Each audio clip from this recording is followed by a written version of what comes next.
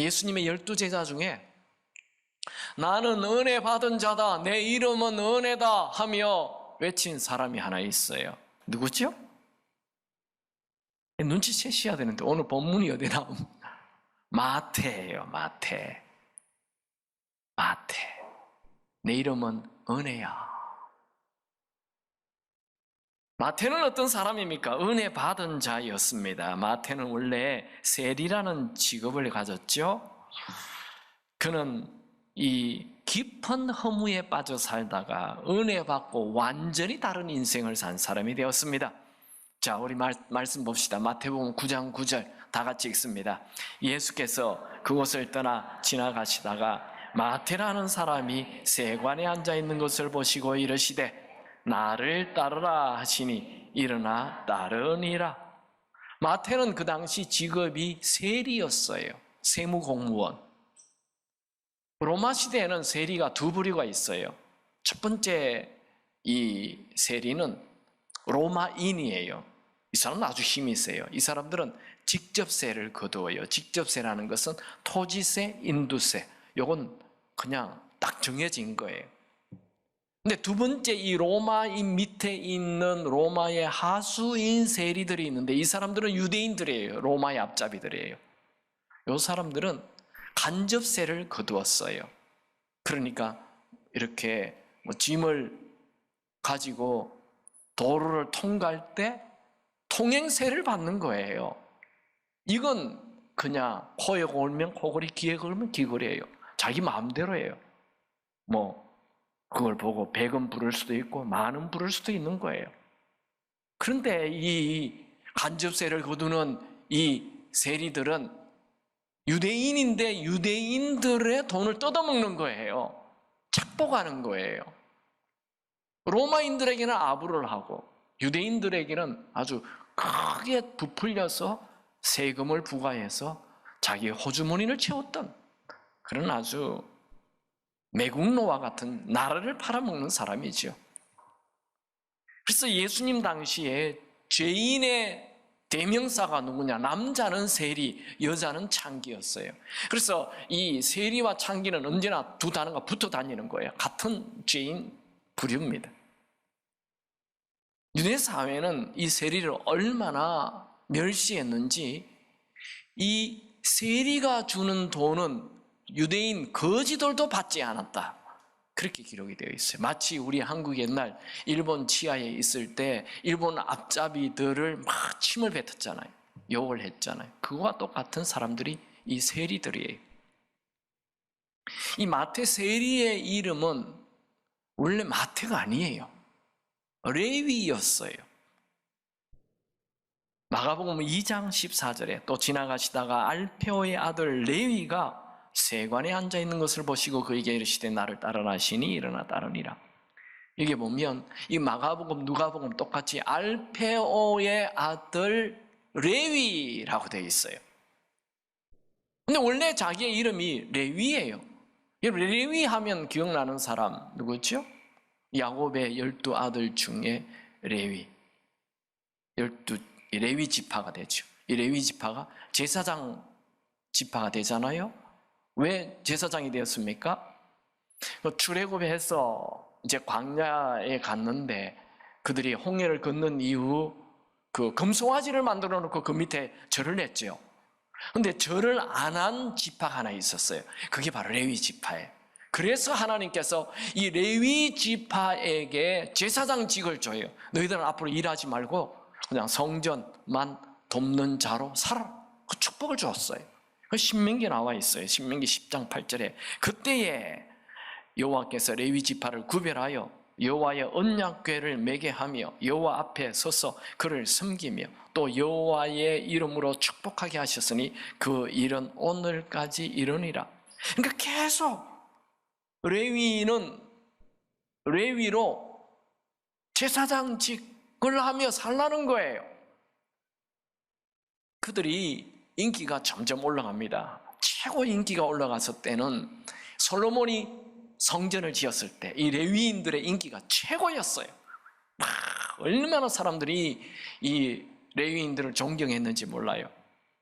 그런데 그들이 점점 인기가 떨어지죠. 언제? 바벨론 포로로 끌려갈 때. 누가 신앙생활 제대로 하는 사람 없잖아요. 그 레위인들은 먹고 살 것도 없어요. 더더욱 지금 예수님 시대는 로마의 지배를 받으니까 대제사장 한 명을 제외하고는 다 이 레위인들, 제사장들이 비참하게 삽니다. 아주 가난하게 삽니다. 그러니까 레위 일을 안 하려고 하는 거예요. 제사장 안 하려고 해요. 제사장이 되어야 하는데 정반대로 세리가 되어버렸어요. 그는 분명 유대인이며 레위였기에 어릴 때 성경을 배웠고 성경도 암송 다 했어요. 하지만 예수님 당시 로마의 지배 살던 시대 제사장은 가난하였기 때문에 그는 가난이 싫다, 부모를 원망하며 그냥 돈 하며 돈을 향해 뛰어들어가 버렸어요. 마태는 돈을 벌기 위해 신앙도 버렸어요. 그런 돈과 하나님을 맞바꾸었습니다.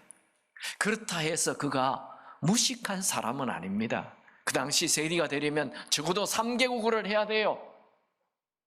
그 당시 통용되는 아람어를 해야 됩니다. 예수님 아람어를 쓰셨습니다. 그리고 또 히브리인이니까 그가 히브리어를 해야 돼요.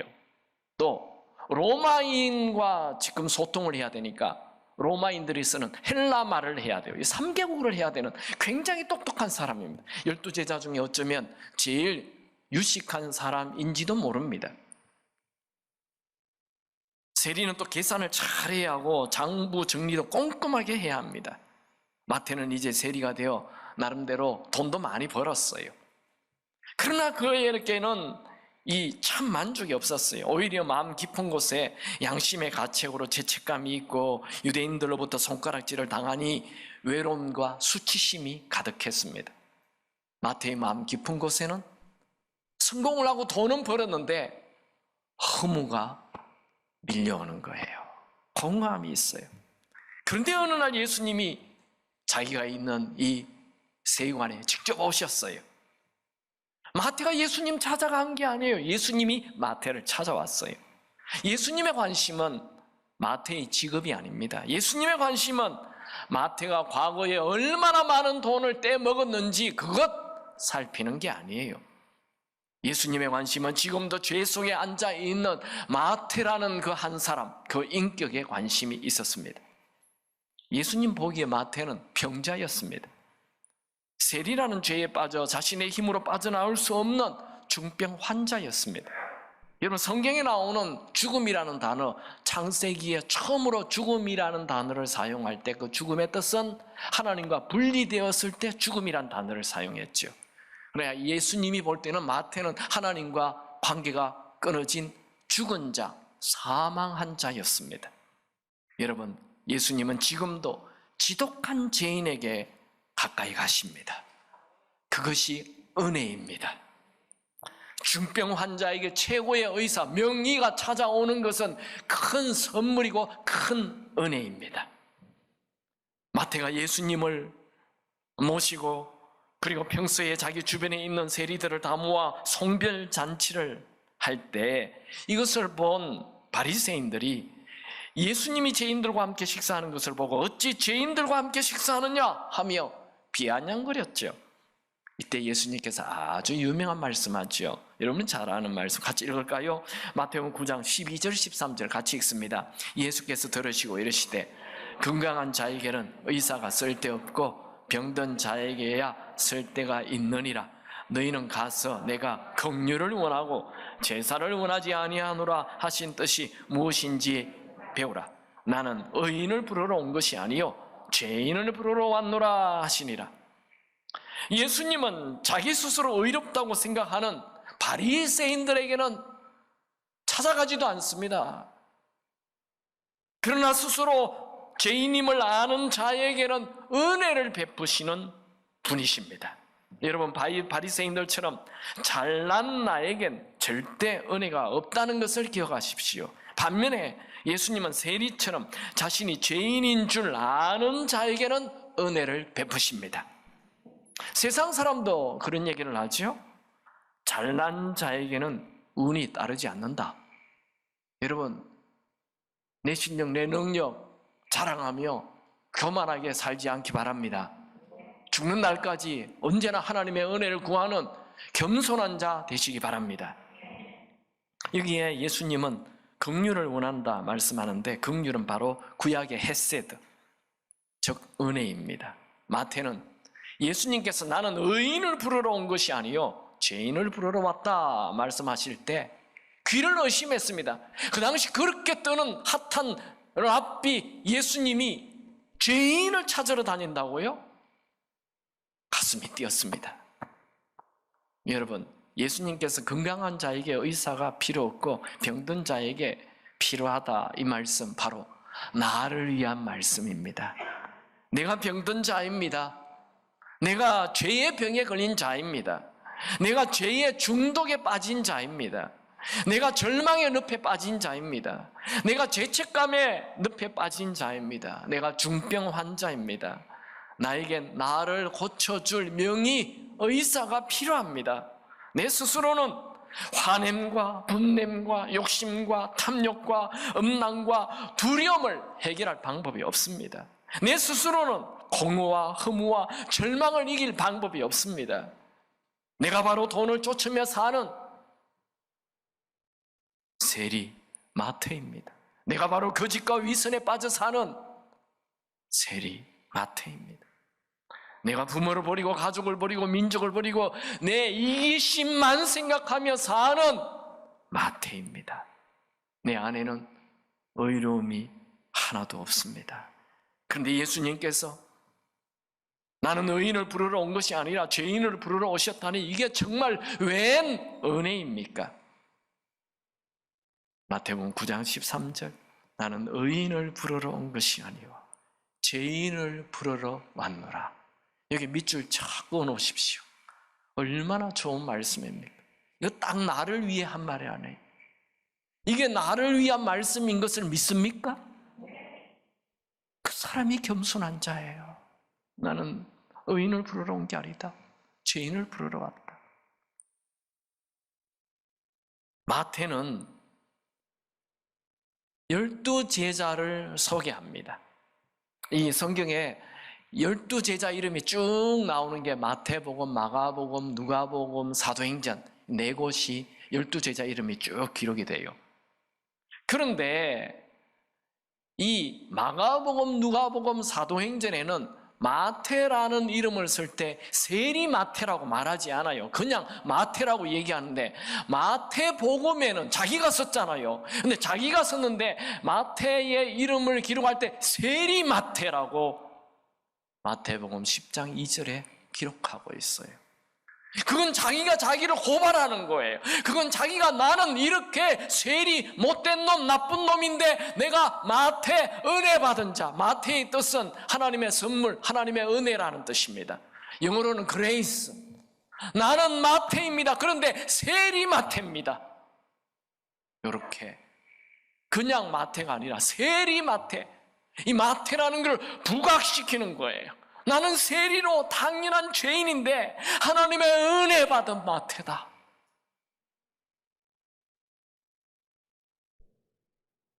마태는 하나님의 은혜 받은 자입니다. 두 번째, 마태는 어떤 사람입니까? 은혜를 나누는 자가 되었습니다. 그는 예수님을 만남으로 제자가 됐죠. 다시 한 번 더 마태복음 9장 9절 같이 읽읍시다. 예수께서 그곳을 떠나 지나가시다가 마태라 하는 사람이 세관에 앉아있는 것을 보시고 이르시되 나를 따르라 하시니 일어나 따르니라.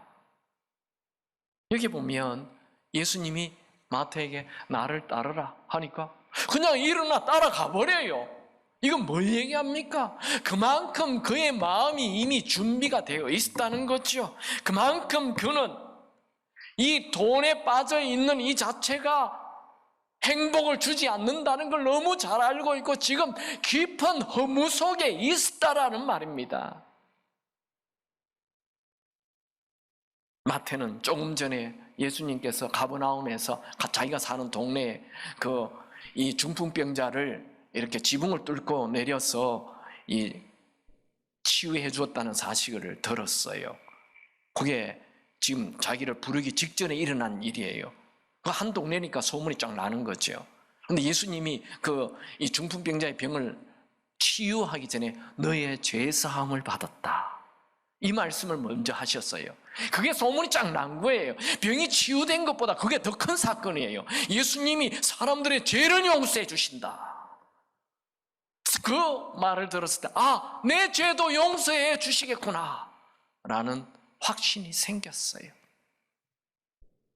예수님이 그에게 오셔서 나를 따르라 이렇게 말할 때 그 음성은 마치 나사로가 무덤 안에 있는데 예수님께서 나사로야 일어나라 나오라 하는 그 말씀과 같았어요.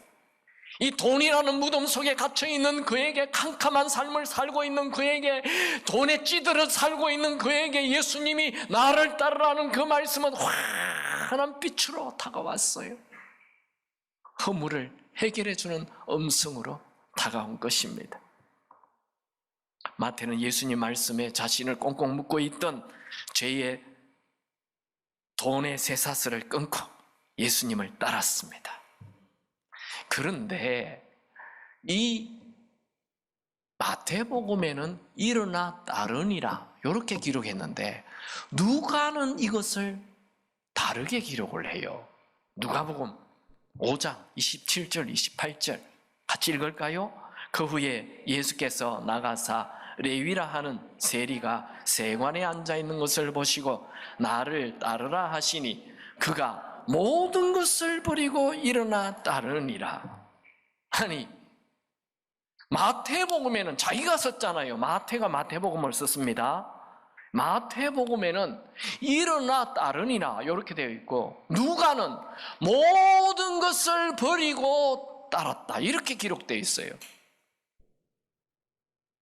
누가 맞아요? 누가 맞아요? 누가가 맞죠.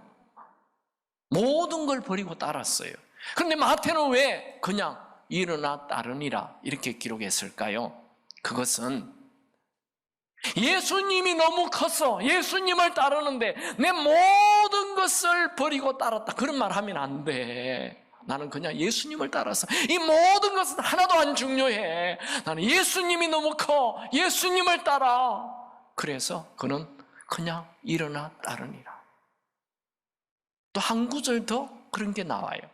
그게 뭐냐면 마태가 이제 송별 파티를 하잖아요. 친구들을 불러놓고 예수님을 위해 음식을 장만하고 송별 파티를 하는데 그는 마태복음에 자기가 기록할 때는 어떻게 기록하느냐면 마태복음 9장 10절 11절에 예수께서 마태의 집에 앉아 음식을 잡수실 때에 많은 세리와 죄인들이 와서 예수와 그의 제자들이 함께 앉았더니 이렇게 말을 합니다. 이 잔치에 대해서 그냥 자기는 예수님이 자기 집에 와서 음식을 먹었다 이렇게 기록을 했는데 누가는 그렇게 기록하지 않아요. 누가복음 5장 29절에 보면 레위가 예수를 위하여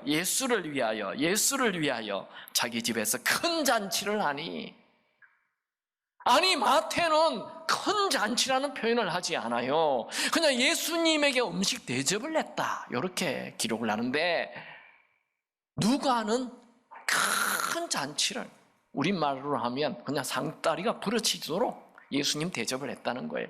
그렇게 큰 잔치를 치루었으면 나는 예수님을 위해 큰 잔치를 배설했다 이렇게 써야 되는데 마태는 그냥 예수님을 위해 음식 대접을 했다. 아무리 큰 잔치라도 예수님이 너무 크신 분이기 때문에 나의 이 섬김은 아무것도 아니야. 나는 예수님이 너무 좋아. 그걸 표현한 것입니다. 그는 예수님을 위한 섬김을 드러내거나 자랑하지 않았습니다. 여러분들은 예수님을 위해 좀 많이 드린 것 같습니까? 여러분들은 예수님을 위해 좀 많은 희생을 한 것 같습니까? 아직 예수님이 조그마한 분입니다. 예수님이 크게 느껴지는 사람, 예수님이 너무너무 감사하고 너무 큰 은혜를 베푼 분이라고 생각이 들면 내가 드린 것은 너무나 작은 거예요. 그 은혜에 비하면. 그렇게 되길 축원합니다. 그는 예수님이 너무 좋아. 돈도 버리고 직업도 버리고 예수님이 그의 인생의 전부가 되었습니다. 그는 예수님을 이용하는 자가 아닙니다. 여러분들은 예수님을 이용하는 자가 아니라 예수님이 여러분의 삶의 전부가 되기를 축원합니다. 마태는 예수님의 제자가 되는 것 주저주저 하지 않았습니다. 예수님 한 1년 후에 오시지요. 그렇게 말하지 않아요. 그는 머뭇거리지 않습니다. 바로 일어나 예수님을 따랐습니다. 마태가 예수님 말씀 한마디에 그렇게 중하게 여기던 돈을 다 내버려 두고 예수님을 그렇게 따를 줄 누가 상상이나 했겠습니까? 그만큼 그의 마음에는 깊은 허무가 있었다는 거죠. 마태는 예수님을 따르면서 그가 혼자 깊이 고민했던 허무가 사라지기 시작했습니다. 그는 예수를 따르면 따를수록 그의 마음의 열정이 점점 더 커져만 갔습니다. 그는 예수님 곁에 묵묵히 따라다니다가 사복음서의 첫 번째 책 마태복음을 기록합니다. 그는 마태복음을 기록할 때 이 사복음서 중에 제일 길게 기록하였습니다. 28장. 그 당시의 기록은 오늘날처럼 이런 A4 용지에 기록하는 게 아니에요. 양피지나 파피루스였어요. 양피지라는 것은 양을 잡으면 가죽을 양피지라 그래요. 양피지에 글자 몇 개 쓰겠어요. 그러니까 이 마태복음 28장이나 썼다는 것은 그가 양 수십 마리를 죽였다는 얘기입니다. 그는 엄청난 열정으로 마태복음을 기록하였습니다. 그는 세리로서 3개 국어를 잘하는 자였기에 헬라어로 마태복음을 한자 한자 정확하게 기록하였습니다.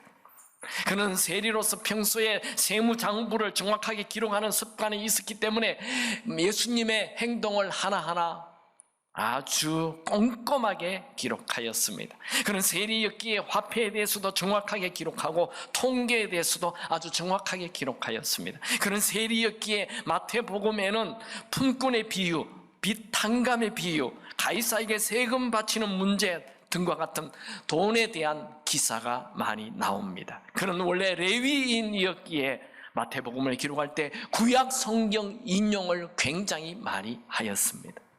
여러분, 하나님이 우리에게 주신 은사, 재능, 탤런트는 하나님을 위해 쓰시도록 주신 것입니다. 심지어 우리에게 허락하신 모든 고난조차도 하나님은 반드시 합력하여 선을 이루시며 쓰실 것입니다. 하나님은 우리에게 작은 것 하나라도 주님께 드릴 때 그것을 큰 도구로 사용하십니다. 마태복음에는 예수님에 대하여 예수님이 왕이심을 말씀합니다. 마태복음은 자기가 유대인들에게 빚을 졌기 때문에 유대인들을 위한 책이 마태복음이었습니다. 사복음서는 다 달라요. 마태복음은 유대인들을 위해서 기록했고, 마가복음은 로마인들을 위해서 기록했고, 누가복음은 헬라인들을 위해서 기록했고, 요한복음은 모든 이방인과 유대인 전체를 향해 기록했어요. 그 사복음서 좀 다른데, 마태는 자기가 유대인이므로 유대인들에게 진 빚이 너무 많아 마태복음을 유대인들을 위해 기록한 것입니다. 인생은 주를 위해 살수록 가치 있는 삶이 됩니다. 물 한 컵이라도 주를 위해 사용한다면 다 상급이 될 것입니다. 여러분, 인생은 아침에 피었다 지는 풀처럼 덧없이 지나갑니다. 나를 바라보고 허무하다 말하지 말고 주를 위해 살아 가치 있는 인생이 되길 축원합니다. 여러분, 매일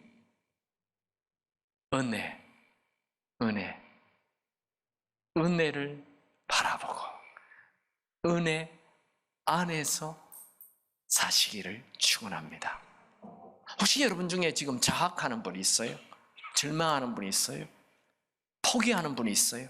그분은 하나님의 은혜가 있다는 걸 믿지 않는 자예요. 혹시 여러분 중에 남 탓하고 원망하고 불평하는 분이 있어요? 그것도 교만입니다. 그저 겸손히 은혜를 구하며 은혜 속에 잠겨 사는 축복된 삶이 되기를 축원합니다.